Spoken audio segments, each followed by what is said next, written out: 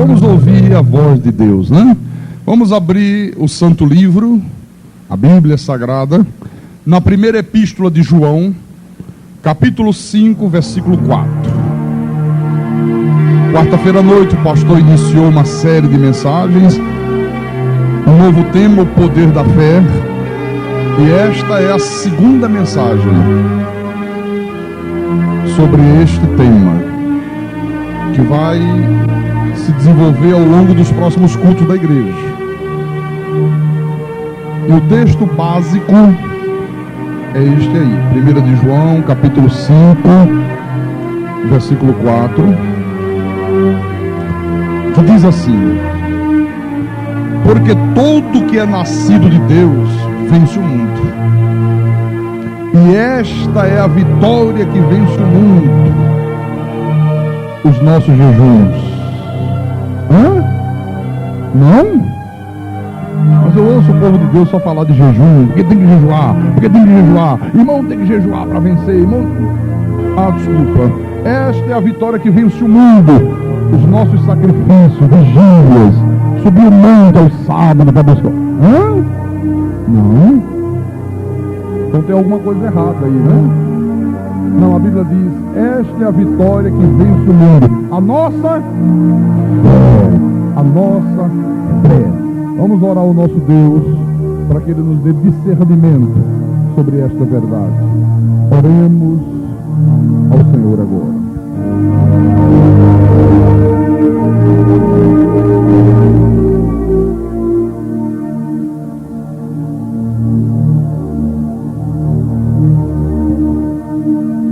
Senhor Jesus Cristo, nosso Deus e nosso Pai, o Senhor disse: conhecereis a verdade, e a verdade vos libertará. Nós não podemos nos libertar das mentiras, do falso evangelho, dos falsos ensinamentos. Não podemos nos libertar do medo, das angústias, das inseguranças da vida, se nós não conhecermos a verdade. E nesta manhã, Senhor, nós queremos ouvir a voz da verdade. Nesta manhã nós queremos aprender de Ti. Não aprender uma vã filosofia. Não viemos aqui para ouvir doutrinas de homens. Não viemos aqui para ouvir filosofias humanas. Nós viemos aqui para ouvir a Tua voz, ouvir a Tua verdade, a verdade que liberta, que transforma, que dá vida, que fortalece, que levanta o caído, que fortalece o fraco, que dá ânimo ao desanimado. Ouça os alcançados. Então fala à Tua igreja nesta manhã. Fala ao Teu povo, aos Teus pequeninos, aos Teus escolhidos. Usa-me, Senhor, como pastor que o Senhor mesmo constituiu sobre este rebanho. Inspira-me, porque a minha suficiência, ela vem de Ti. Eu te peço isso em nome de Jesus, em nome do Senhor, que todos que creem digam amém. Muita graças a Deus. Meus irmãos amados, Igreja Santa, Igreja Gloriosa de Jesus Cristo, povo cujos nomes estão arrolados nos céus, escritos no livro da vida desde antes da fundação do mundo. Povo que o Senhor Deus predestinou em amor.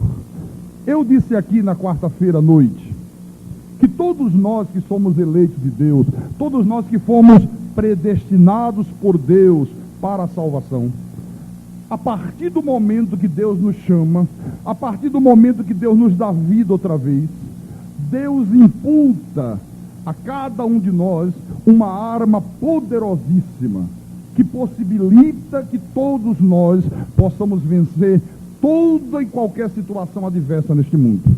Qual é esta arma? É a nossa fé. Olha, Deus imputou a você uma fé que possibilita você vencer tudo. Através da fé, você pode vencer uma crise financeira. Através da fé, você pode vencer uma doença. Você pode resolver um problema de família. Através da fé, você pode abrir portas que estejam fechadas. O Senhor disse assim: tudo é possível àquele que crê. Quer dizer que através da fé, nós podemos fazer o impossível se tornar o quê? Possível. Você crê nisto? Você acredita verdadeiramente nisto? Eu também acredito. Só que, meus irmãos, nós não temos visto este poder da fé funcionar nos dias de hoje na mesma proporção, da mesma forma, com a mesma competência, com a mesma eficácia como ele funcionou no passado. Às vezes você lê a Bíblia e você vê coisas tremendas, você vê milagres extraordinários que Deus operou, pessoas que viram o poder sobrenatural de Deus se manifestar em suas vidas. E quando você olha para os dias de hoje, você percebe que isso não tem acontecido na mesma proporção. Aí vem a pergunta, né? Por que isso não tem acontecido, pastor? Deus não é o mesmo? É. A Bíblia diz que Ele é o mesmo ontem, hoje e o será eternamente. Você sabe por que não tem acontecido? Porque as pessoas têm fé, porque as pessoas recebem de Deus esta fé bendita, e elas não têm funcionado como funcionava no passado. Sabe por quê? Você sabe qual é a razão principal disso aqui? Porque as pessoas têm usado a fé de uma maneira errada.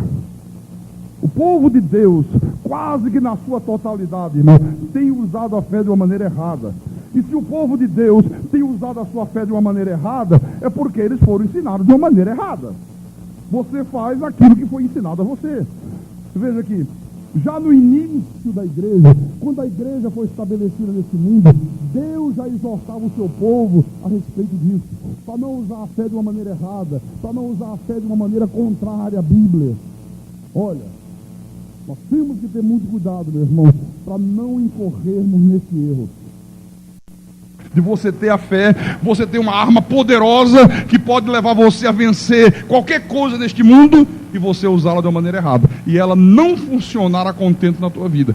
Por exemplo, no livro de Judas, na epístola de Judas, basta virar a página um pouquinho à frente, antes de Apocalipse, no versículo 3, você sabe que Judas só tem um capítulo, né? Por isso que eu falei só o versículo. Diz assim: amados, quando empregava toda a diligência em escrever-vos acerca da nossa comum salvação, foi que me senti obrigado a corresponder-me convosco, exortando-vos a batalhardes diligentemente pela fé, que uma vez por todas foi entregue aos santos. Olha, Judas disse, meus irmãos, ele estava escrevendo para a igreja. Ele disse, olha, quando eu empregava toda a diligência, todo o empenho em escrever para vocês acerca da salvação, foi que de repente eu me senti obrigado, o Espírito obrigou, Deus obrigou a ele mudar o tema da epístola, a ele falar de outra coisa, a ele exortar a igreja a batalhar diligentemente pela fé. O que é batalhar diligentemente pela fé? É você não fugir do padrão de Deus, é você rechaçar veementemente todo e qualquer ensinamento contrário à Bíblia. Então Judas estava dizendo aqui, olha, não deixem de crer na palavra, não deixem de acreditar nas promessas de Deus, não deixem de crer no poder sobrenatural de Deus, não direcionem a fé de vocês para outra coisa. É isto que ele está falando aqui. Agora, qual foi a razão que levou o Espírito Santo a obrigar Judas a mudar radicalmente o teor da sua epístola? Fazer ele deixar de falar sobre salvação, exortar a igreja a batalhar diligentemente pela fé. Por que havia essa necessidade? Por que o Espírito Santo interviu de uma maneira tão brusca, tão drástica, dando prioridade a isto aqui? A resposta está no versículo 4. Leia aí, por favor, o versículo 4. Ele diz assim: pois certos indivíduos se introduziram com dissimulação, os quais, desde muito, foram antecipadamente pronunciados para esta condenação, homens ímpios que transformam em libertinagem a graça de nosso Deus e negam o nosso único, soberano e Senhor Jesus Cristo. Ele diz, olha, O motivo desta exortação é porque certos indivíduos se introduziram no seio da igreja com dissimulação. Sabe aquela coisa dissimulada, aquela coisa... Você já viu um soldado do exército, quando passa no desfile, que ele usa aquela roupa de guerra, né? Toda de verde, pinta o rosto, não sei de quê. Ele se dissimula, né? Para ser confundido com a vegetação na guerra.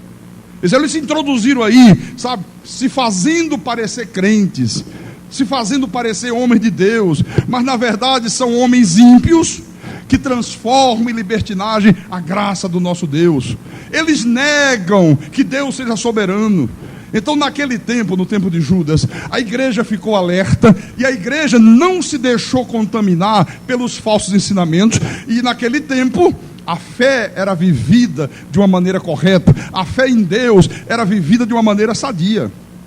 Só que, meus irmãos, ao longo dos séculos, à medida que os séculos foram passando, à medida que o tempo foi passando, sabe, este alerta divino aqui foi sendo negligenciado. A igreja cristã deixou de batalhar diligentemente pela fé. E o que aconteceu? Certos indivíduos se introduziram no seio da igreja, se introduziram no ambiente espiritual e desvirtuaram completamente o que seja viver pela fé. E aqui está a razão, porque as pessoas têm fé, mas elas estão usando a fé de uma maneira errada. Por exemplo, você vai entender agora. Me mostre na Bíblia Sagrada algum homem de Deus, algum profeta, algum apóstolo canonizando santo. Me mostre isso aí. Onde é que tem? Me mostre, ou no Velho Testamento ou no Novo. Mas você vê hoje aí, não vê?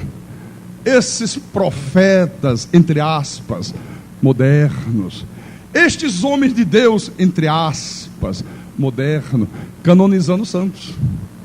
Me mostre aqui na Bíblia algum homem de Deus no passado, me mostre algum profeta, algum apóstolo, me mostre algum discípulo de Jesus, mandando o povo de Deus fazer corrente de 12 semanas.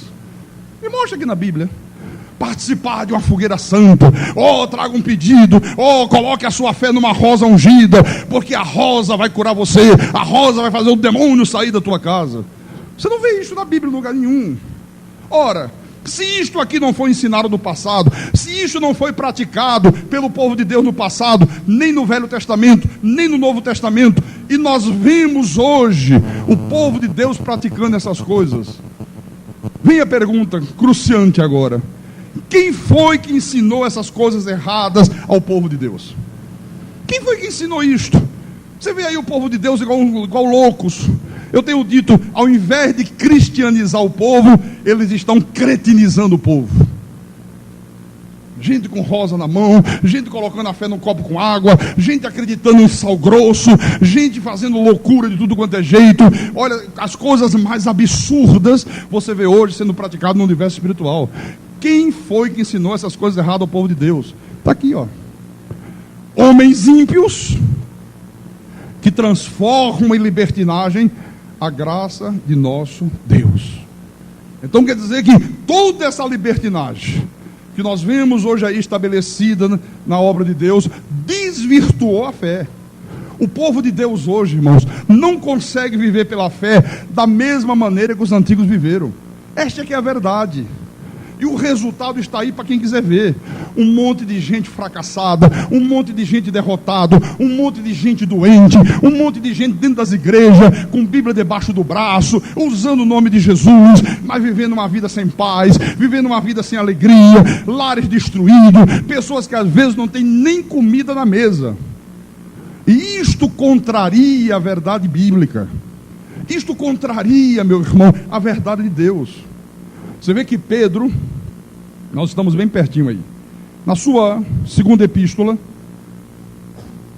2 de Pedro capítulo 1, versículo 3, olha o que ele diz.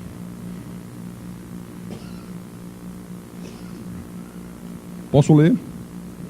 Visto como, pelo seu divino poder, nos têm sido doadas todas as coisas que conduzem à vida e à piedade, pelo conhecimento completo daquele que nos chamou para a sua própria glória e virtude. Olha, O teu chamado, o meu chamado, não foi para viver uma vida de miséria. O teu chamado não foi para viver uma vida neste mundo como fracassado. O teu chamado não é para viver uma vida insegura em relação ao amanhã, em relação ao teu futuro. O nosso chamado, diz a Bíblia, é para participarmos da sua glória e virtude. Está escrito na tua Bíblia como está na minha? Sim ou não? Ora, se todas as coisas que conduzem à vida e à piedade já nos foram doadas, por que existe tanta gente necessitada? Por que existe tanta gente fracassada? Por que existe tanta miséria, irmão, no seio do povo de Deus? Por que isto? Qual é a explicação para isto? Outro dia eu atendi uma senhora no meu gabinete aqui pastoral.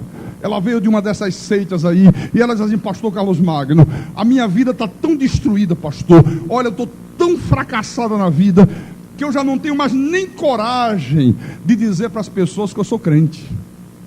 Eu não tenho mais nem coragem de dizer.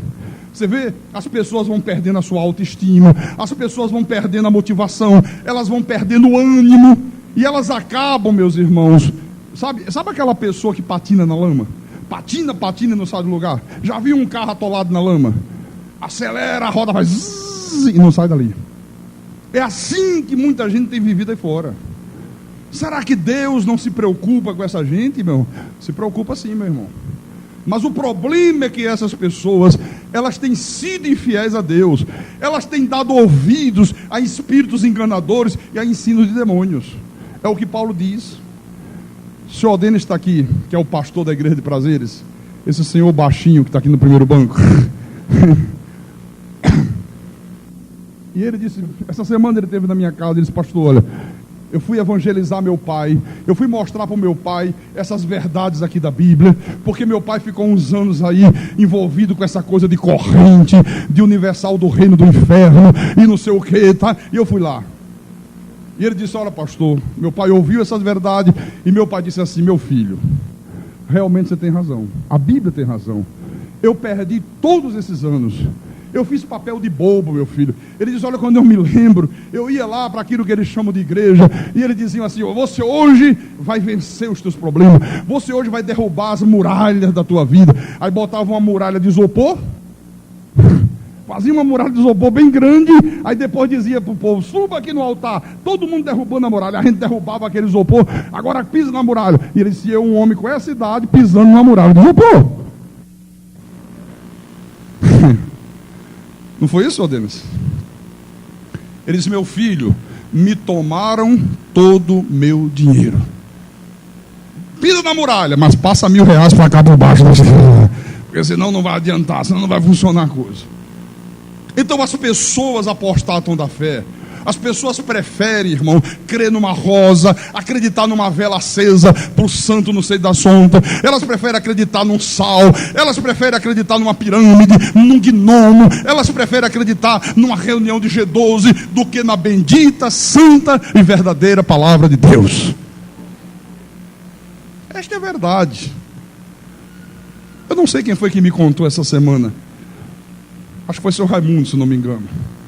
Ele estava assistindo televisão à noite, aí deu o intervalo, ele ficou passando os canais, esse pastor, aí eu parei na TV Bandeirantes à noite, e estava lá o missionário R.R. Soares, né? E ele disse: pastor, estava as pessoas dando testemunho, e uma senhora levantou e disse: missionário, eu estava na minha casa, ouvindo o seu programa pela televisão, e eu tinha uma dor aqui no meu seio, e já fazia mais de uma semana que a dor não sumia, e o Senhor foi orar, e o Senhor colocou essa mão santa assim, e disse: você que está em casa, encoste a mão na minha mão, que Deus vai curar você. E missionário, eu disse: sabe de uma coisa, eu não vou encostar a minha mão não, eu vou encostar meu seio. Aí botei o seio para fora e botei... Vou botar o seio logo uma vez na mão do missionário. Olha, missionário, a dor sumiu. E disse que o missionário ria, dava gargalhada. Tá vendo, tá vendo, tá vendo, tá vendo? O mais grave que eu vejo em tudo isso, meu irmão, é que as pessoas estão se preocupando somente com o resultado. elas não estão se preocupando se aquele resultado foi obtido de uma maneira lícita, se aquele resultado foi obtido dentro dos padrões de Deus ou através de meios escuros e escusos. Isto é que é o problema. Que a pessoa diz: ah, mas a dor sumiu. Ah, mas eu obtive não sei o quê. Ah, mas eu pisei no negócio de isopor lá. Ah, mas eu joguei uma pedra no gigante de pano que eles fizeram e a porta do emprego se abriu. Da mesma maneira, é a mesma coisa que a pessoa dizia: ah, mas eu comecei a vender drogas e a minha vida mudou. É a mesma coisa. Não quer saber se foi droga, quer saber que mudou, quer saber que algum resultado ela obteve. Então é absolutamente necessário, meus irmãos, que haja uma mudança em tudo isso aí. A pessoa tem que ter a coragem de começar a mudar a sua maneira de pensar em relação às coisas de Deus. Porque no momento que você começa a pensar como Deus pensa, no momento que você tem a ousadia, eu sempre digo isso, de você começar a pensar como a Bíblia diz, não haverá mais impossível na tua vida, em nome de Jesus Cristo. O sábio Salomão, no seu livro de Provérbios, vá lá por favor, capítulo 23, versículo 7. Salomão diz uma coisa aqui preciosa. Ele diz assim: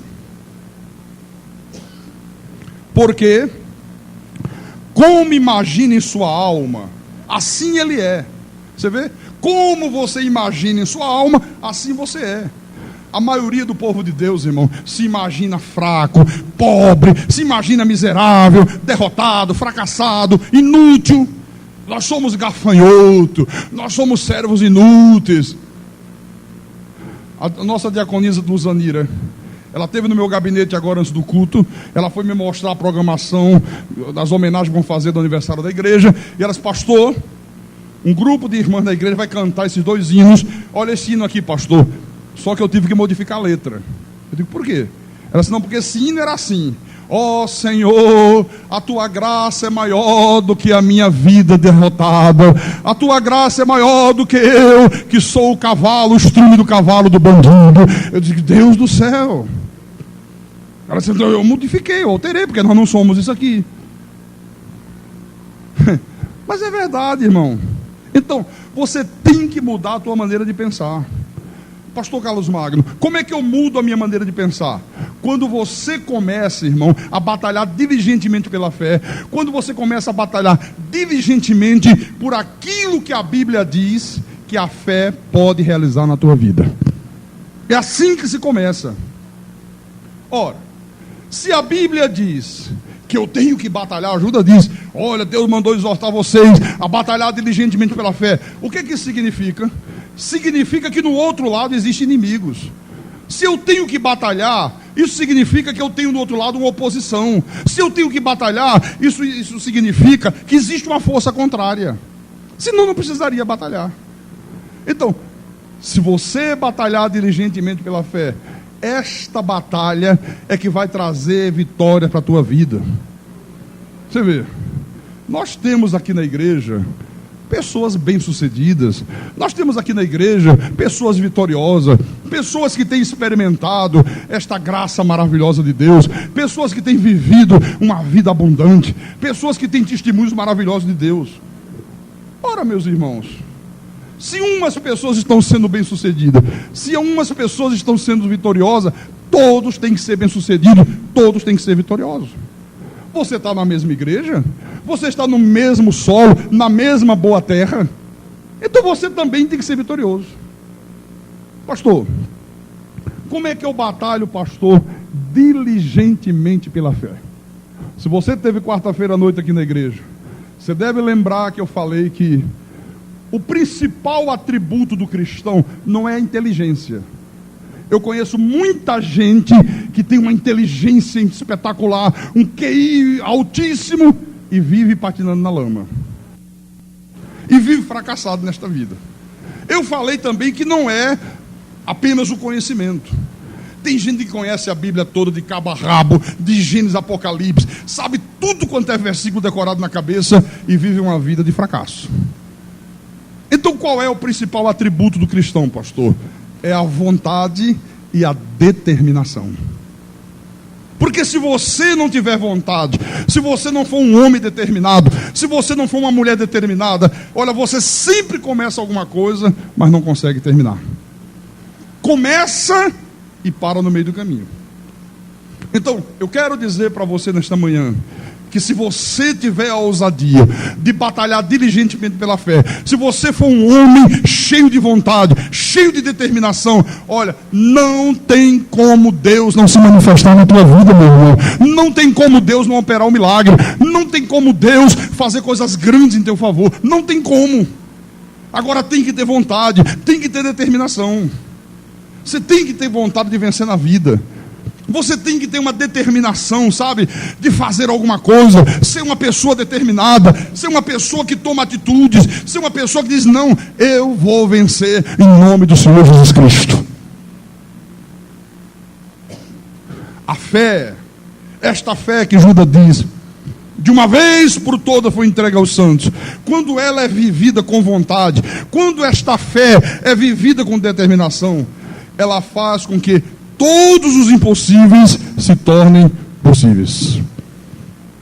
Faz? Você acredita nisto? Crê realmente nisto? Então diga graças a Deus.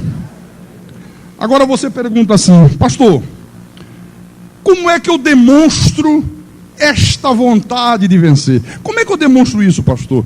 A resposta está na Epístola aos Romanos. Vamos lá. Se você tiver sem Bíblia, acompanhe aí na Bíblia do irmão que está do teu lado. Romanos capítulo 12, versículo 2. O Senhor diz assim, página 250 da minha Bíblia do altar. Olha o que Deus está falando. E não vos conformeis com este século, mas transformai-vos pela renovação da vossa mente, para que experimenteis qual seja a boa, agradável e perfeita vontade de Deus. Qual é a chave, pastor? O inconformismo. Esta é a chave. Você tem que ser uma pessoa inconformada. Você tem que dizer assim, olha, eu não me conformo de ganhar salário mínimo, eu não me conformo de faltar dinheiro para pagar o transporte, para eu vir para o culto da igreja, eu não me conformo de não ter minha casa própria, eu não me conformo de poder comprar uma roupa nova, eu não me conformo de não ter saúde. Você tem que ter este inconformismo na tua vida. É este inconformismo aqui, irmão, que vai fazer com que você reaja, vai fazer com que você tome atitudes, vai fazer com que você renove a tua mente, como Paulo diz aqui, que os teus pensamentos sejam os pensamentos de Deus. Você está compreendendo? O inconformado é o que reage, é o que não fica parado. A pessoa que é inconformada, ela tem vontade de vencer, ela tem vontade de lutar, ela diz, não, eu não aceito isto, não, eu não aceito essa situação, eu não aceito viver desta maneira, eu vou fazer alguma coisa, eu vou à luta, eu vou tomar uma atitude, sabe? Este é o inconformado. Eu mostrei um exemplo aqui quarta-feira à noite, de Neemias. Eu amo este exemplo. Está lá no Velho Testamento. No livro de Neemias, capítulo 1, página 653. Quem tem Bíblia, como a que eu uso aqui no altar, basta ir direto. 653. Capítulo 1, versículo 2. Ele diz assim: veio Anani, um de meus irmãos, com alguns de Judá. Então lhes perguntei pelos judeus que escaparam e que não foram levados para o exílio e acerca de Jerusalém. Disseram-me: os restantes que não foram levados para o exílio e se acham lá na província estão em grande miséria e desprezo. Os muros de Jerusalém estão derribados e as suas portas queimadas. Olha, naquela época, irmão, Jerusalém era a capital espiritual do mundo. Jerusalém. Então vieram lá e disseram: olha, os teus irmãos, aqueles que escaparam do exílio, aqueles que permaneceram em Jerusalém, olha, estão em grande miséria e desprezo. E os muros de Jerusalém estão derribados, as portas da cidade estão todas queimadas. Eu pergunto: qual é a tua Jerusalém em relação à tua vida privada? Qual é a tua Jerusalém hoje? é a tua casa, é a tua maneira de viver, é a tua Jerusalém. Então, se a pessoa diz assim: ah, pastor, eu estou sempre endividado, pastor Carlos, a doença está sempre me dominando, eu não tenho tido paz, eu não tenho conseguido ver os meus sonhos realizados, eu tenho visto os meus projetos sempre frustrados na vida. Olha, irmãos, se uma família vive desta maneira, os muros desta família estão derribados, as portas desta família estão completamente queimadas. Às vezes é uma pessoa, sabe, que tem aquela compulsão terrível por comida, come 200 quilos, e diz: pastor, eu não consigo. Pastor, quando eu vejo uma comida, pastor, olha, eu devoro tudo. Acabei de comer agora, pastor, 10 minutos depois, se botaram na minha frente uma comida gostosa, eu já estou... Tem compulsão pela comida. Às vezes é aquela pessoa que tem um desejo impuro, sabe, sempre dominada por desejos impuros. É aquela pessoa que vive dominada pela angústia, é aquela pessoa que vive escrava da depressão, é aquela pessoa que vive prostrada. Olha, uma pessoa que vive assim, ela está igual aqui, ó, em grande miséria e desprezo. Está em grande miséria e desprezo.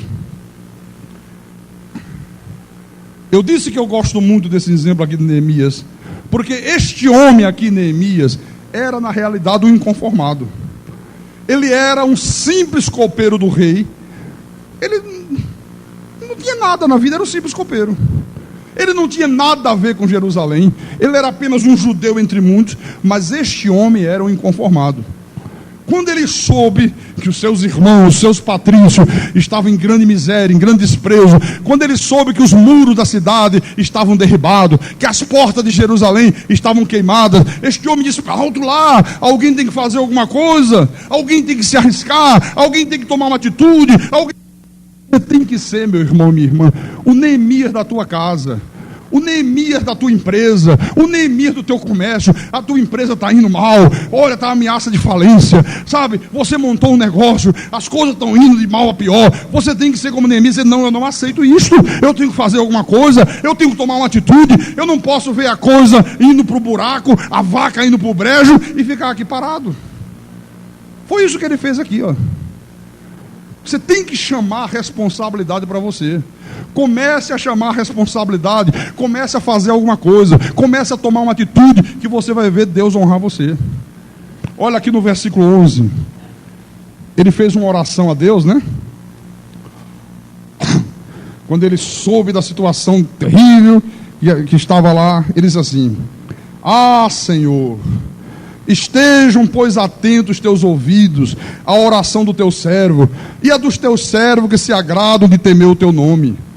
Concede que sejam bem-sucedidos hoje o teu servo e dá-lhe mercê perante este homem. Nesse tempo, eu era copeiro do rei. Esta oração aqui que ele fez foi ouvida por Deus. Ele disse: Senhor, em nome do Senhor, o Deus eterno, o Deus bendito, concede, ó Deus, que eu seja bem sucedido. Ele disse: olha, faz com que este homem, o rei, seja favorável a mim. Ele ia se encontrar com o rei. O rei era um indivíduo incrédulo, era um homem ímpio. Ele era apenas um simples copeiro, um simples servente do rei, mas ele queria que Deus fizesse alguma coisa, que de alguma forma, de alguma maneira, o rei se mostrasse favorável a ele. Foi esta a oração que ele fez. Olha o capítulo 2. Versículo 1, diz assim: no mês de Nisan, no ano 20º do rei Artaxerxes, uma vez posto o vinho diante dele, eu o tomei para oferecer e lhe dei.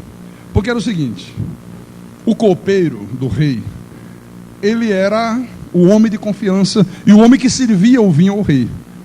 Como naquela época havia muitas intrigas e tentavam matar os reis para ocupar o lugar, né? Então todo o vinho que ele ia servir, ele primeiro colocava num copo, bebia do vinho, esperava um pouquinho, se visse que não tinha nenhum veneno, nada tinha acontecido, aí ele botava noutra taça e servia ao rei. Porque se tivesse veneno, ele morria primeiro. O rei não tomava. Esta era a função do copeiro. Então ele está aqui, ó. Uma vez posto o vinho diante dele, eu tomei, tomou primeiro, né? Para o oferecer, para depois poder oferecer, e lhe dei. Ora, eu nunca antes estivera triste diante dele. O rei me disse: por que está triste o teu rosto, se não estás doente? Tem de ser tristeza do coração. Então temi sobremaneira.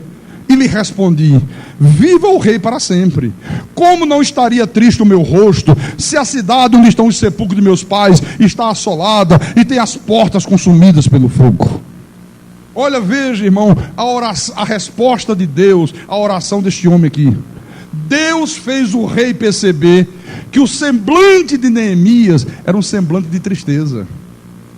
O rei podia não ter dado a mim, não quero lá saber de copeiro, eu estou preocupado com outras coisas, não quero lá olhar para a vida de copeiro, para rosto de copeiro, mas Deus disse: não, você vai olhar e você vai perceber que este homem está numa tristeza profunda.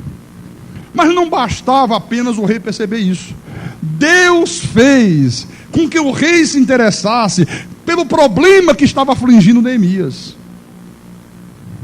Neemias disse: rei, é a minha vida, rei. É a minha família, são os meus patrícios, estão todos eles lá sofrendo, estão em grande miséria e desprezo. A minha cidade, rei, a cidade que eu nasci, a cidade que eu amo, olha, está em total ruína, os muros estão derrubados, as portas estão fechadas, e eu preciso fazer alguma coisa para mudar essa situação.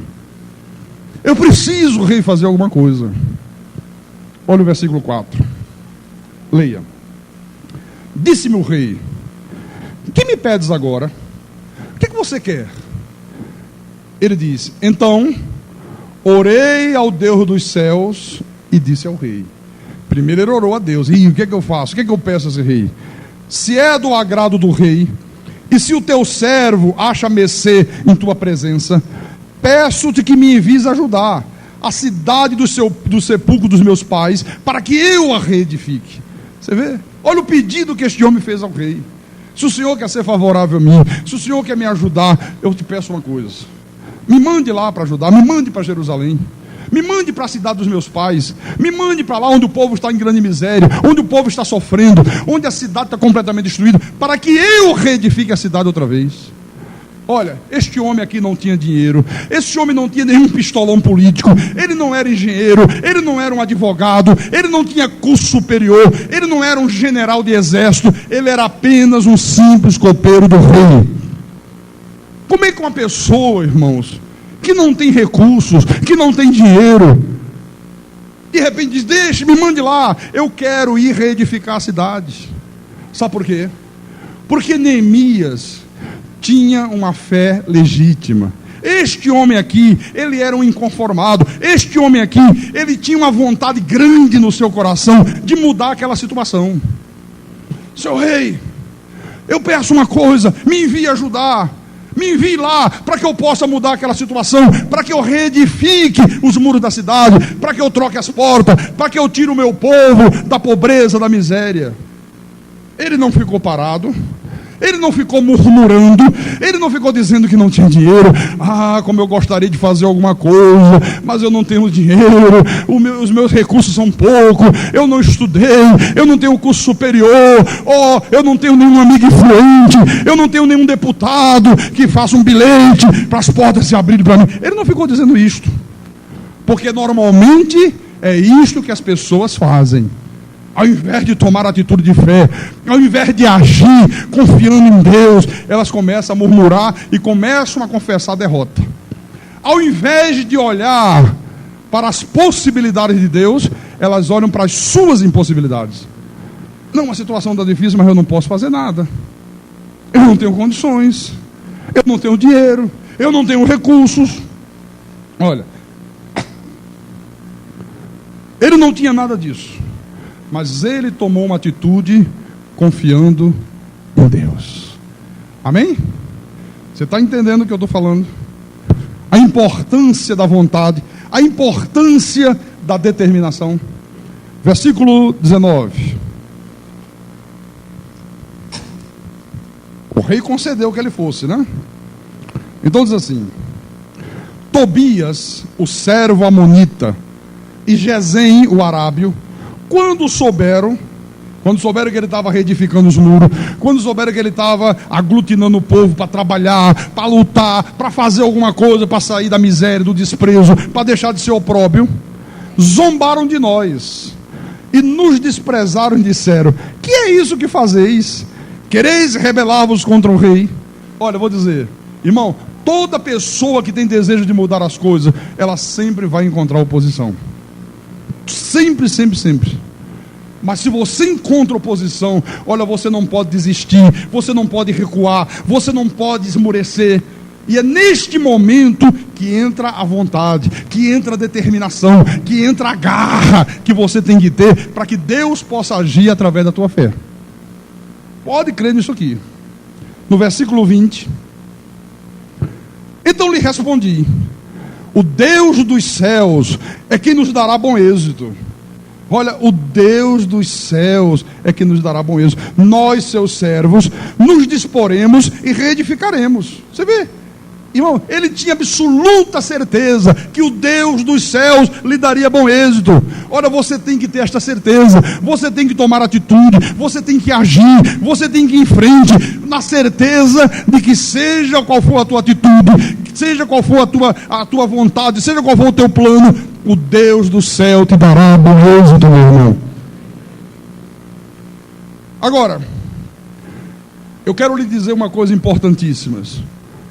Nós vivemos num país, o Brasil, onde predomina a mediocridade. Olha, neste país, irmãos, impera a mediocridade, a desonestidade, a mentira. E quando alguém neste país resolve tomar uma atitude, quando alguém neste país resolve se rebelar contra todo esse estado de coisa que está aí, olha, esta pessoa passa a ser odiada. Todo mundo começa a odiar esta pessoa.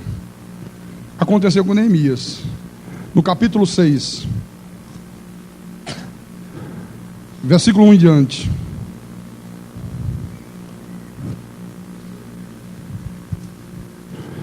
E eu não vejo o povo brasileiro demonstrar vontade de mudar. Eu vejo a sociedade brasileira dizer assim: oh, mas como está decadente os costumes, como é que a coisa está horrível, a violência aumentou, a prostituição, olha aí como é que a coisa está depravada. Mas só falam isso, mas não demonstram vontade de mudar.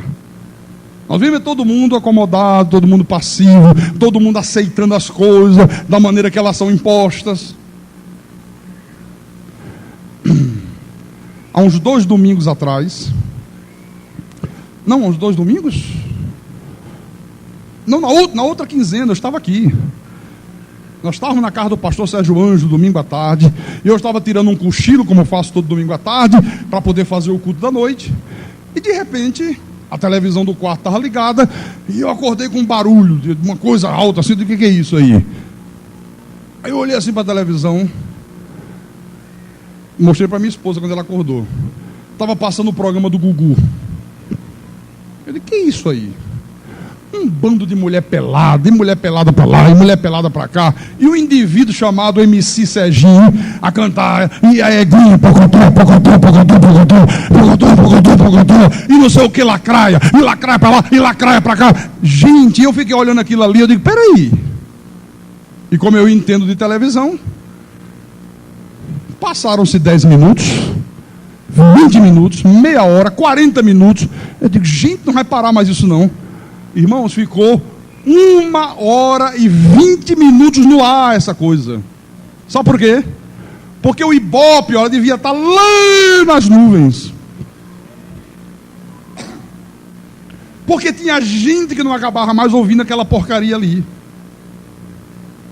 E eu fiquei pensando, eu digo: Deus do céu, que decadência. Que decadência. Nos dias de hoje, irmãos, se surgisse Roberto Carlos hoje, coitado do Roberto Carlos, não ia ter espaço para ele. Ih, Roberto Carlos, joga na... sai fora, sai fora.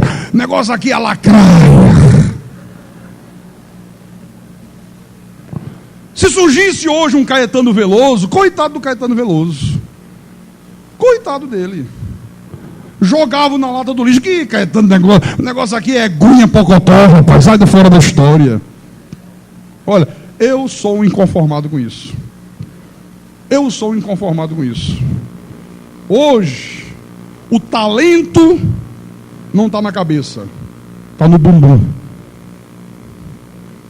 A televisão está cheia de mulheres de talento. O talento não está aqui não. O talento está atrás. Que lástima. Que lástima, que lástima, que lástima. Bom, mas vamos lá. Neemias capítulo 6, versículo 1 e 2. Tendo ouvido Sambalate, Tobias, Gesem o Arábio e o resto dos nossos inimigos, que eu tinha edificado o muro e que nele já não havia brecha nenhuma, ainda que até este tempo não tinha posto as portas nos portais, Sambalate e Gesem mandaram dizer-me: vem, encontremo-nos nas aldeias do vale de Ono. Porém, intentavam fazer-me o mal. Olha, quando os inimigos deles viram, disseram: poxa vida, esse Neemias aí não é fácil não, viu? Ele veio cheio de vontade de mudar a situação. Ele veio determinado: olha, já não tem mais nenhuma brecha nos muros. Ele já reedificou tudo. Ele conseguiu dar ânimo às pessoas estão trabalhando com afinco com ele. Disseram: vai lá, dá um recado a ele. Diz que nós mandamos convidá-lo para termos um encontro no Vale de Ono. Mas o Espírito de Deus falou com Neemias: não vá. Na verdade, eles querem fazer o mal contra você. Eles estão armando alguma cilada. Olha, irmão, não tem um dia nessa igreja que não apareçam pessoas intentando fazer o mal contra esse ministério. Não tem um dia que não apareçam pessoas tentando prejudicar a igreja, tentando prejudicar a minha pessoa, tentando prejudicar a minha imagem. Sabe por quê? Como aqui nesta igreja não entra dinheiro de narcotráfico, como aqui nesta igreja não se faz conchavo político, como aqui nesta igreja não se faz comércio com o povo de Deus, como aqui nesta igreja não se prega um falso evangelho, não se manipula as pessoas, então aqueles que fazem estas coisas ficam tremendamente irados contra nós. Eles ficam completamente irados. Os medíocres, os fracassados, os desonestos, esses pastores que gostariam de ter o conhecimento que eu tenho e não têm, então eles me atacam violentamente. Olha, falam coisas absurdas, lançam calúnia de toda sorte. Sabe o que Neemias fez? A turma estava lá planejando fazer o mal a Neemias. A única coisa que Neemias fez foi se indignar, foi não aceitar aquela situação de miséria. A única coisa que eu tenho feito, irmão, é não aceitar o que tem sido feito com o povo de Deus aí fora. Engana o povo de Deus, sabe? Expõe o povo de Deus à execração pública. Você sabe o que é uma mulher de Deus? Às vezes chegar num templo de um lugar chamado igreja, e um indivíduo que se diz pastor, dizer assim: a irmã fulana de tal, vem aqui no altar. Esta irmã está suspensa da igreja por 90 dias. Ela não pode nem participar da ceia, porque esta mulher é Jezabel. Ela pintou as unhas. E a pobre da mulher chorando dentro da igreja. É ou não é, irmã? Diga que você é Jezabel. Eu quero dizer para a igreja que eu sou Jezabel.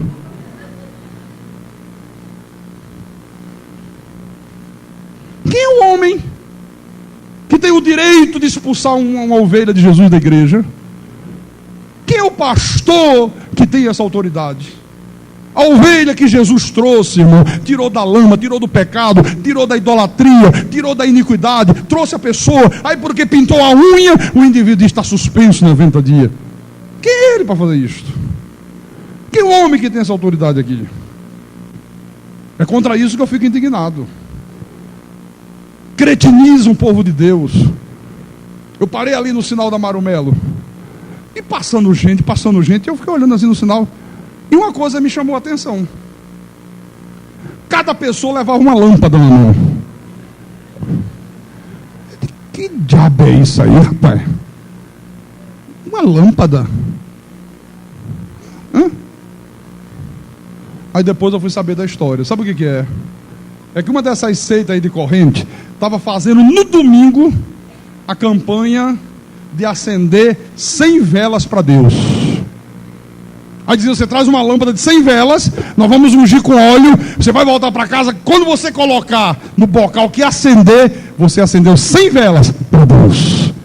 A luz de Deus vai brilhar na tua casa, o demônio vai sair, a doença vai sair, o desemprego vai acabar. Irmãos,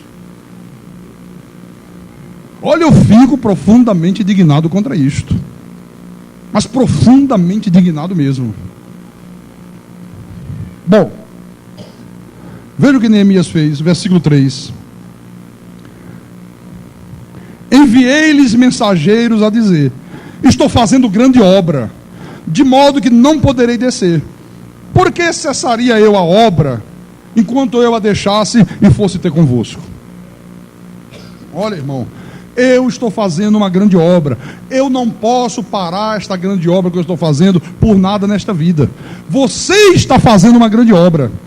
Você podia nesta manhã estar numa praia, não podia?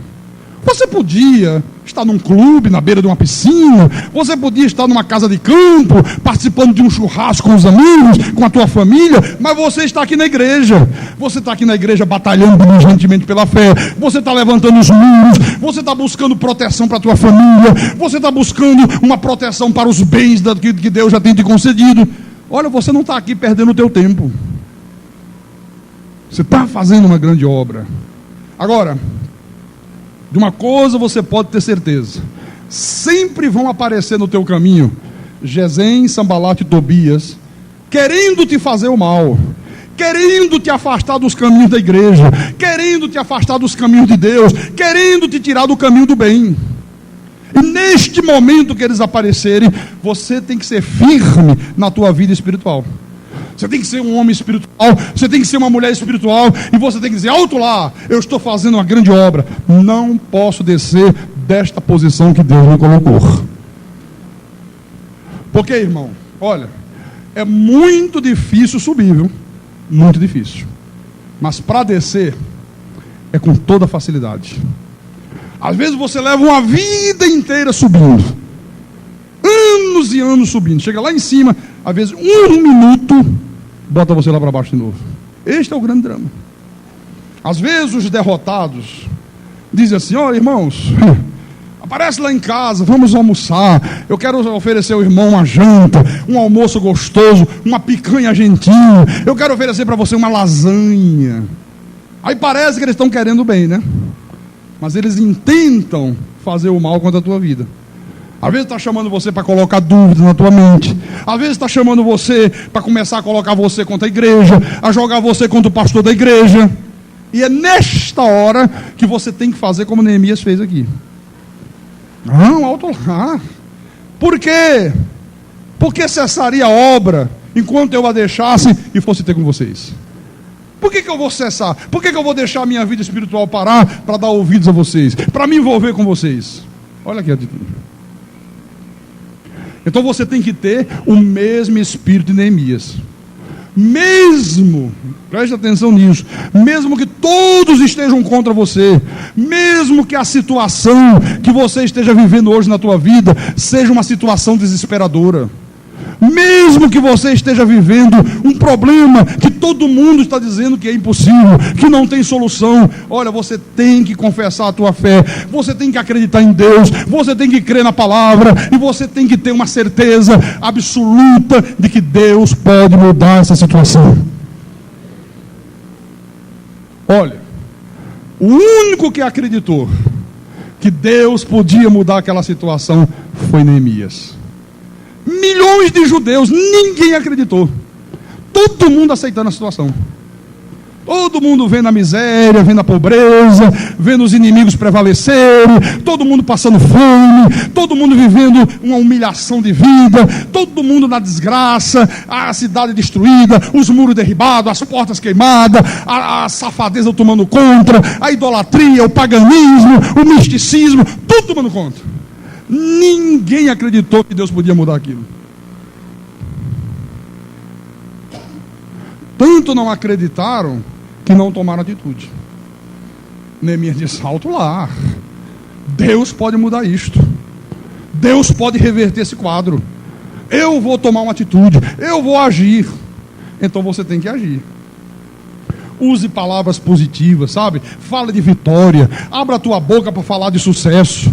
Você tem que começar a chamar à existência as coisas que ainda não existem.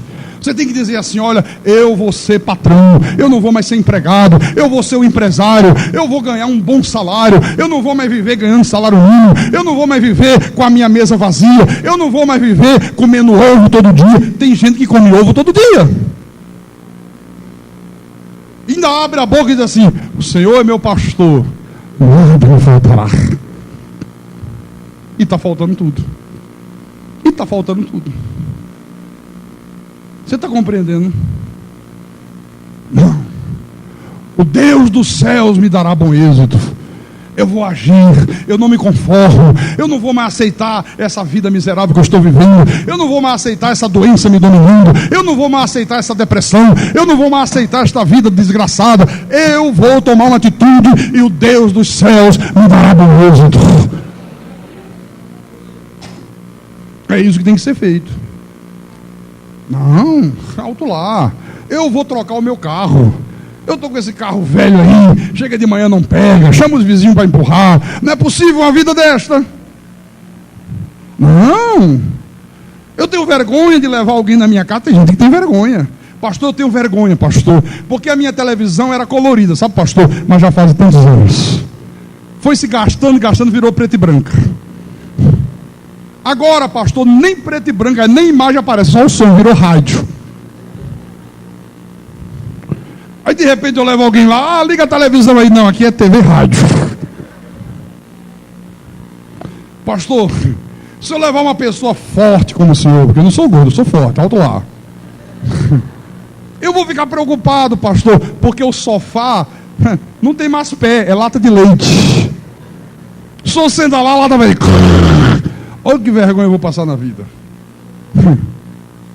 Entendeu, Oliveira? Não pode aceitar isso aqui. Olha, o Deus dos céus te dará bom êxito se você agir, se você tomar atitudes. Amém? Tiago, o irmão do Senhor Jesus, vamos lá na epístola de Tiago, capítulo 1, versículo 17. Tiago disse assim, acompanha aí: toda boa dádiva e todo dom perfeito são lá do alto, descendo do Pai das luzes, em quem não pode existir variação ou sombra de mudança. Olha, Deus quer, irmão, que todas as boas dádivas estejam na tua vida constantemente. Deus não quer doença, Deus não quer miséria, Deus não quer ver você passando fome, Deus não quer você vivendo uma vida desgraçada, Deus não quer que o fracasso faça parte da tua vida, porque essas coisas, irmão, não fazem parte da glória e virtude de Deus. Não pode fazer parte. Deus te chamou, como Ele chamou a mim também, para a sua glória e virtude.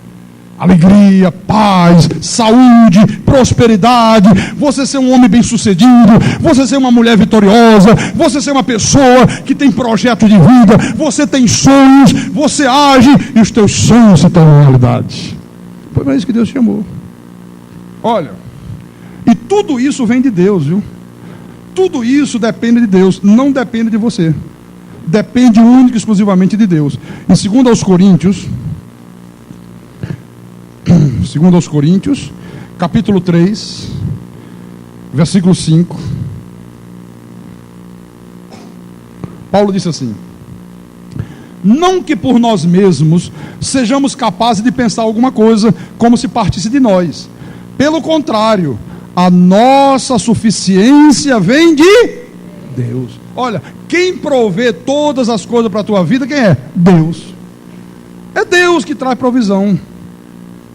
A única coisa que tem que fazer é você ter a coragem de fazer aquilo que Deus está mandando você fazer. Batalhar diligentemente pela fé. O que, aliás, irmãos, sempre foi a vontade de Deus para os seus filhos desde o princípio. Se você abrir a Bíblia agora no primeiro livro, no livro de Gênesis, capítulo 1, versículo 28, olha só. E Deus os abençoou e lhes disse: sede fecundos, multiplicai-vos, enchei a terra e sujeitai-a, dominai. Você está vendo aqui? Olha, você tem que sujeitar todas as coisas através da palavra. Você tem que sujeitar a doença, você tem que sujeitar as crises, você tem que sujeitar os problemas, tudo isso através da palavra. Você tem que dominar, a Bíblia diz aqui, sobre toda e qualquer situação que apareça no teu caminho. Ou você domina, ou você vai ser dominado. Não tem alternativa. Ou eu domino, ou alguém ou alguma coisa vai me dominar. Em 2 de Pedro, estamos caminhando para o final da mensagem. Olha o que Pedro diz aqui. 2 de Pedro, capítulo 2, versículo 19. Ele diz assim: prometendo-os liberdade, quando eles mesmos são escravos da corrupção. Pois aquele que é vencido, fica escravo do vencedor. Olha, não tem coisa pior na vida, irmão, do que você ver um crente vencido. Não tem coisa pior da vida do que você ver um homem de Deus escravo de um vencedor. E quantas vezes nós assistimos isso aí fora? Olha, não aceite, em hipótese alguma, meu irmão, ser vencido por nada, nem por ninguém nesta terra. Não recue diante de nada, não tema nenhum inimigo, não tema nenhuma circunstância. Vá em frente, lute em frente, com galhardia, de cabeça erguida, com a confissão em minha, com a palavra, crendo que mesmo que aquilo seja impossível, Deus vai tornar aquilo possível, em nome do Senhor Jesus. Não aceite ser dominado. Aquele que é vencido se torna escravo do vencedor. Deus não quer que a gente seja escravo de nada. Em Hebreus capítulo 10, versículo 39, Paulo disse assim: nós, porém, não somos dos que retrocedem para a perdição, somos, entretanto, da fé para a conservação da alma. Olha, uma pessoa predestinada por Deus, ela nunca recua. Porque tem pessoas, irmão, que dizem que é predestinada, que dizem que é eleita de Deus, mas na hora do problema, começa a recuar. Deixa de vir à igreja, não vem mais os cultos, não lê mais a Bíblia, já não ora mais como orava antes. Na hora que vem uma crise, já deixa de dar dízimo, já deixa de ofertar na igreja. Paulo disse: não, nós não somos dos que retrocedem, nós sempre vamos em frente, não importa o que esteja na frente. No versículo 35 aqui, ele diz: não abandoneis, portanto, a vossa confiança. Ela tem grande...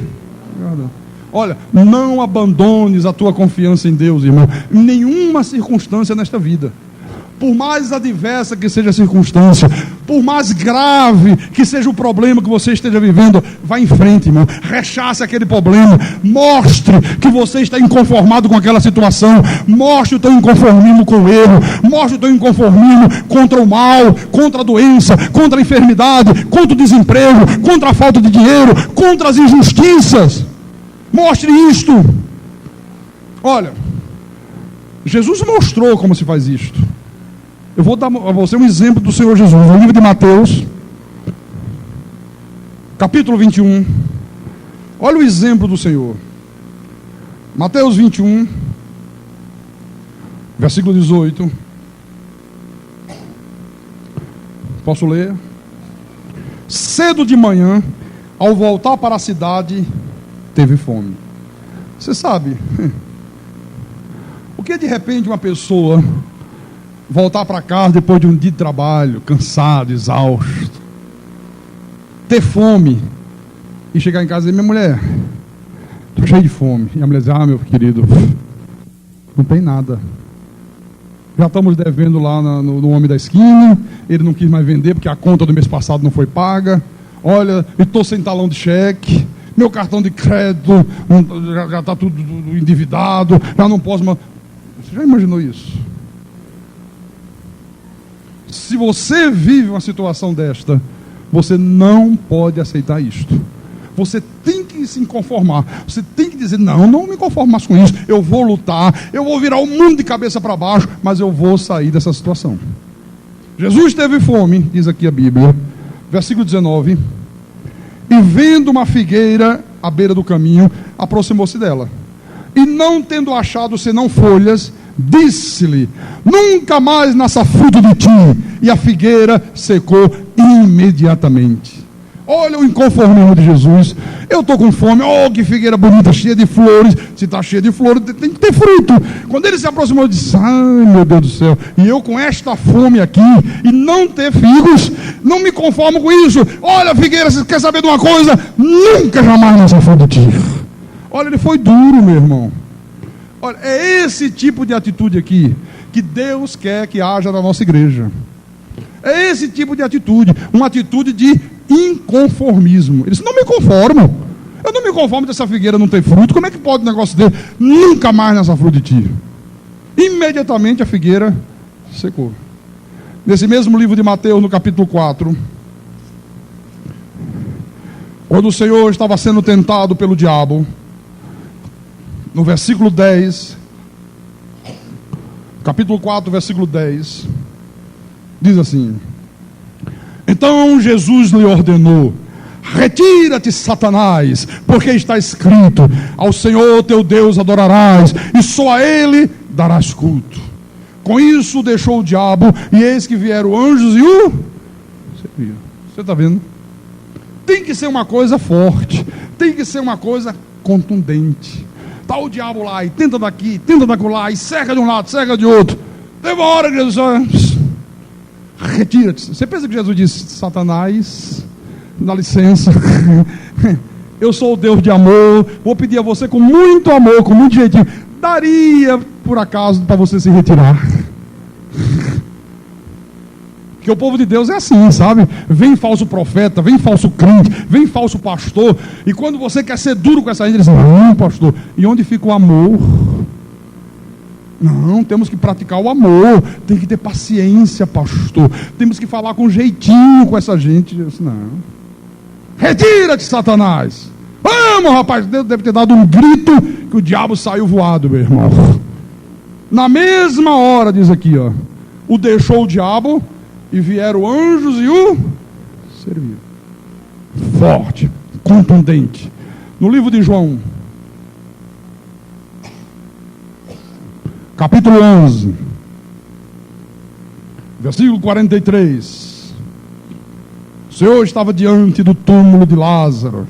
4 dias que Lázaro estava sepultado. A irmã de Lázaro já tinha dito: Senhor, cheira mal, já está fedendo, as carnes já estão podres, não tem mais jeito. Jesus: não, tem jeito sim. Você se esqueceu que eu disse: se creres, tu verás a glória de Deus. Jesus chegou diante do túmulo e disse, e tendo dito isto, clamou em alta voz: Lázaro, sai para fora. Ora, clamou em alta voz. Jesus não disse assim: olha, por favor, fiquem todos em silêncio, Lázaro está lá dentro. Lázaro, Lázaro, dá-se o caso de você estar me ouvindo. Lázaro, saia. Lázaro, dá para você sair daí desse túmulo? Não, Jesus clamou em alta voz. Olha, isto aqui tem que ser na tua maneira de louvar. Tem gente que chega aqui, mal louvou na igreja, né? Estamos louvando, estamos glorificando. E tem gente que está assim, ó. Às vezes eu fico em dúvida, digo: vem cá, será que tá mascando chiclete? Tem hora que dá vontade de eu descer e dizer: ô irmã, isso é o que é chiclete? Não, não, pastor, eu estou louvando.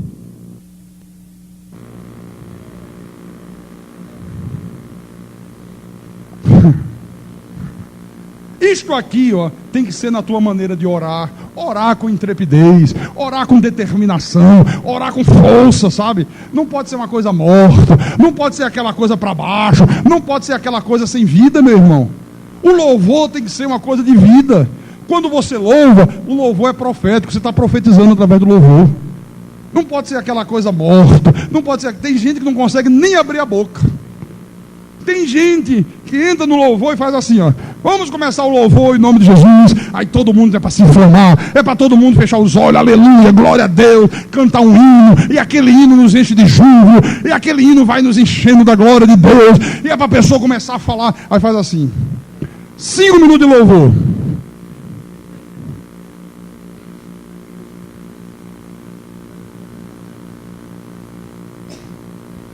Cinco minutos de louvor. Aí pega uma pessoa ímpia, passa 8 horas em pé assistindo o desfile da escola de samba. Eu vi na televisão. Aquelas baianas que desfilam na escola de samba, tudo mulheres idosas, 70, 80 anos. Bota aquela roupa pesada, meu irmão, e lá estão elas. E chega, faz assim para. Eu digo, Deus do céu, e elas aguentam. Mas é ou não é? Elas dão umas viradas assim, eu digo, gente, não desloca a coluna, não. Tem gente aqui na igreja, se fizer isso, ai pastor, estou aleijado, aleijei, pastor. Não posso mais. O repórter chegou na arquibancada, entrevistou uma senhora. E a senhora só torce por qual escola? Oh, eu torço por não sei quem. A senhora está aqui desde que hora? Ah, eu estou aqui desde 1h da tarde. Já era quase 2h. Quantos anos a senhora tem? 92 anos. 92 anos! Estava desde 1h da tarde, lá no Sambódromo do Rio de Janeiro. Já eram quase 2h e a velha estava na arquibancada, soltando as frangas, meu irmão. A pessoa chega na igreja com 5 minutos e já senta. Não tem força para abrir a boca e louvar o Deus dos céus. Como é que é possível? Tu tens que usar este poder aqui em tudo. Em tudo, meu irmão. Olha, nós estamos numa luta. E numa luta, meu irmão, só vencem os destemidos. Só vence os destemidos. O povo de Deus, a igreja de uma maneira geral, ela tem vivido aí neste mundo, servindo de gozação para os ímpios, porque falta atitude no povo de Deus. Serve de gozação. Você vê se alguém goza os espíritos. O sujeito é macumbeiro, é do candomblé, todo mundo respeita. Porque o cara chega cheio de atitude. Olha, o negócio é o seguinte, se alguém zombar da minha cara, eu faço um trabalho que eu arranco o fígado fora. Aí o cara... Pai disse, não se meta com ele não, viu, rapaz? Não se meta com esse cara não, que esse cara aí, ele faz um trabalho, ele te mata. Aí chega um crente. Como é que é, irmão? Pai diz, né? Aleluia, farinha no prato, farinha na cuia. Todo mundo zomba, todo mundo esculhamba, todo mundo faz pilhéria, todo mundo faz gozação, porque não tem atitude. Se a pessoa chegar assim, olha, não brinque comigo não, porque o Deus dos céus vai agir contra a tua vida, rapaz. Olha, você vai ver com quantos paus faz uma canoa. Você está brincando com o Deus eterno? Se tomasse atitude, eram respeitados. Hoje ninguém respeita crente, meu irmão. Crente é motivo de chacota para todo mundo aí. Então comece hoje a ser um homem valente, a ser uma mulher valente, a ser uma pessoa intrépida, uma pessoa cheia de decisão, uma pessoa corajosa. Você tem que ter coragem de buscar novas perspectivas para a tua vida. Porque você tem Deus, você tem a fé, você tem o nome de Jesus, você tem a palavra. Olha, o Deus dos céus te dará êxito. Diga amém. Jó, ele disse assim, antes de começar Salmos, vem o livro de Jó. Estamos no Velho Pacto, no Velho Testamento. Capítulo 22 de Jó. Acompanha aí que o teu pastor vai ler o texto. Capítulo 22 de Jó, versículo 28. Ele disse assim: se projetas alguma coisa, ela te sairá bem. Oh, aleluia. Quer dizer que se eu projetar alguma coisa, com esta fé, com esta vontade de vencer, com esta determinação de não parar no meio do caminho, de não recuar diante de nenhuma circunstância, ela me sairá bem. E a luz brilhará em teus caminhos.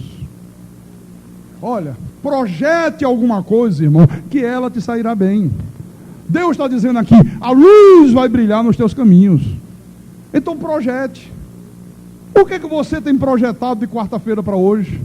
Você já projetou alguma coisa? Você já projetou começar um negócio? Você já projetou começar a vender pastel? Começar a vender salgadinho? Você já projetou alguma coisa para sair desse marasmo de vida? Ah, pastor, eu ouvi quarta-feira, mas você sabe como é que é, né? Eu ainda vou projetar, pastor. Irmão, pelo amor de Deus, não te conforme com a mediocridade de vida. Não te conforme em hipótese alguma, sabe, em viver uma vida vazia. Não te conforme com os teus bolsos vazios, com a tua conta bancária lá. Qual é o saldo? 000. Não te conforme com isso. Põe a tua fé em Deus em prática, rapaz. Projetes alguma coisa, que ela te sairá bem. Deus está dizendo aqui. Amém? Marcos capítulo 11. Mateus, Marcos, capítulo 11, versículo 22. Ao que Jesus lhes disse: tende fé em Deus. Olha, você não está aqui na igreja por ter fé em mim. Você não vem aqui à igreja por ter fé no pastor Carlos Magno. Mas você vem aqui a esta igreja porque você tem fé em Deus. Tendes fé em Deus, Jesus disse. Não é ter fé numa rosa, não é ter fé num ciclo de oração que vai de 11 da manhã até às 18 horas, e todo mundo orando sem parar. Chega no final do dia, as irmãs, coitadinhas, já não tem mais nem força para falar nada. Jesus disse: vocês estão pensando que é pelo muito falar que vocês serão ouvidos? Jesus disse: olha, os gentios é que agem assim. Os pagãos é que agem dessa maneira, que agem que pelo muito orar é que Deus vai ouvir. Não é assim não. Não é ter fé numa corrente, não é ter fé num jejum. Ele disse: tendes fé em Deus. Versículo 23. Porque em verdade vos afirmo que se alguém disser a este monte: ergue-te, lança-te no mar, e não duvidar no seu coração, mas crê que se fará o que diz, assim será com ele. Olha, se alguém disser, quer dizer que tem que dizer alguma coisa.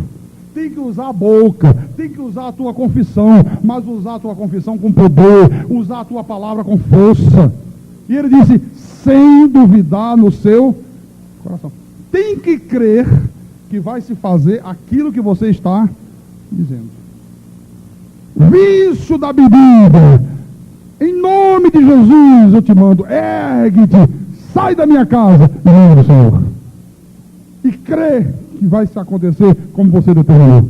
Pronto, final. Ter aquela certeza, não, vai acabar. Chega no outro dia, lá chegou o marido novo bebendo. Ei, você não disse onde que mandou sair? Mandei. E minha irmã, já saiu. Já saiu.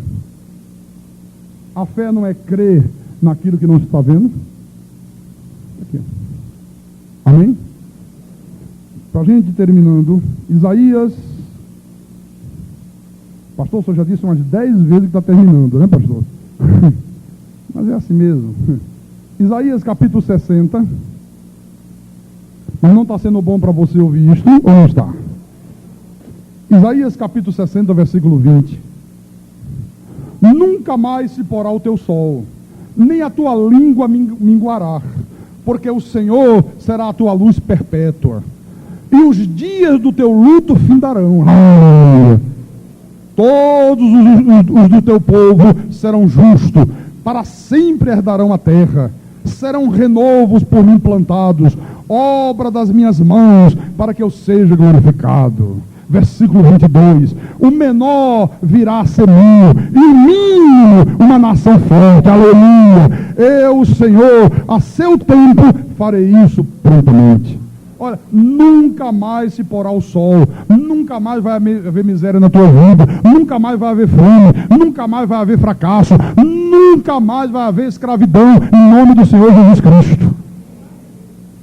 Pastor, mas isso aqui é possível, pastor? É possível, é possível. Veja Marcos, por favor. Mateus, Marcos, capítulo 9, aleluia, versículo 23. Ao que ele respondeu: se podes, tudo é possível ao que crê. Aleluia. Diga para esse irmão do lado: tudo é possível ao que crê. Diga: tudo é possível ao que crê. Tudo é possível ao que crê. Tudo é possível ao que crê. Amém. Tudo é possível ao que crê que Deus vai fazer. Tudo é possível ao que crê que Deus vai fazer aquilo que Ele prometeu. Amém? Em Mateus, capítulo 19, Mateus 19, Versículo 26. Jesus, fitando neles o olhar, disse-lhes: isto é impossível aos homens, mas para Deus tudo é possível. Aleluia. Diga: para Deus tudo é possível. Tudo é possível. Pastor, mas o meu caso é câncer. Para Deus tudo é possível. Pastor, mas as minhas dívidas são grandes. Para Deus tudo é possível. Pastor, eu não pude estudar, eu não sei nem assinar o meu nome. Eu posso ser vitorioso, eu posso montar um negócio. Para Deus tudo é possível. Diga: tudo é possível. Diga: para Deus tudo é possível.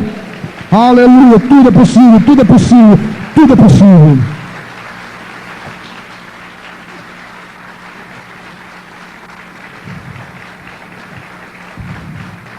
Aleluia. E para a gente terminar, agora vamos terminar mesmo. Eu tenho que terminar agora. Isaías capítulo 45. Isaías 45, versículo 2 e 3.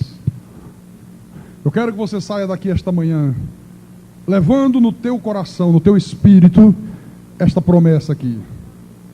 Se você batalhar diligentemente pela fé, se você tiver a ousadia de colocar em prática isso que eu estou te ensinando, se você tiver a intrepidez, a coragem, a determinação, se você tiver esta vontade de vencer, de mudar essa circunstância adversa, de dar uma guinada de 360 graus na tua vida, Deus está dizendo para você agora: eu irei adiante de ti,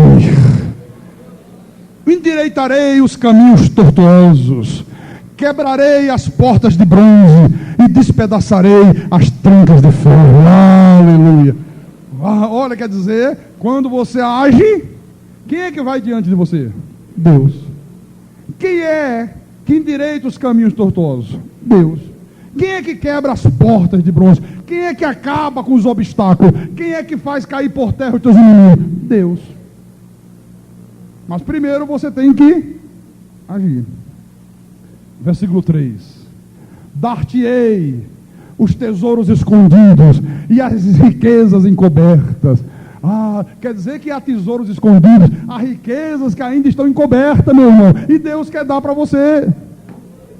Deus está dizendo: se você agir, se você batalhar diligentemente pela fé, se você crer na minha palavra, se você confiar nas minhas promessas, se você largar o paganismo, se você deixar essas doutrinas de homens, se você deixar de confiar nesses ensinos de demônio, se você tomar atitudes firmes, se você tiver vontade de vencer, se você for um homem e uma mulher determinada, eu vou te dar os tesouros escondidos e as riquezas encobertas, para que saibas que eu sou o Senhor, o Deus de Israel, que te chama pelo teu nome. Aleluia. Ele te chama pelo teu nome. Ele diz: Raimundinho, meu filho querido e amado, venha cá, eu vou te dar riqueza, eu vou te dar tesouros escondidos. Você não é um número de um CPF, você não é um número de uma carteira de identidade. Para Deus você é um filho amado. Ele diz: eu te chamo pelo teu nome. Pastor, mas o meu nome quase ninguém conhece, só me chamo de Dindinha. Deus vai dizer: Dindinha, vem cá, minha querida, vem cá, eu te conheço pelo teu nome. Amém? Saia daqui nesta manhã, olha, mas com uma firme determinação de fazer alguma coisa. Saia daqui hoje com uma firme determinação de tomar atitudes corajosas, dizendo: eu vou tomar essa atitude, eu vou fazer isto, e o Deus do céu me dará bom êxito. A primeira determinação que você tem que fazer é determinar que você vai guardar o dia de descanso, que logo mais às 18h30 você vai estar aqui na igreja. Tem gente que não consegue nem fazer isto. Ih, pastor, mas eu acho que hoje... Ai, pastor, o culto deve demorar um pouquinho, deve passar um pouco da hora que tem a festa, né? Vai ter bolo. Ai, eu vou ficar muito cansado para voltar à noite. Se você vai ficar cansado para voltar à noite, porque o culto vai terminar meio-dia e pouco, você vai estar cansado para outras coisas muito maiores que você tem que fazer na vida. Você vai ser um eterno fracassado. Você vai ser um eterno derrotado. Não vai adiantar nada na tua vida. Amém? Quem tem ouvidos, ouça o que o Espírito da verdade fala à igreja nessa manhã.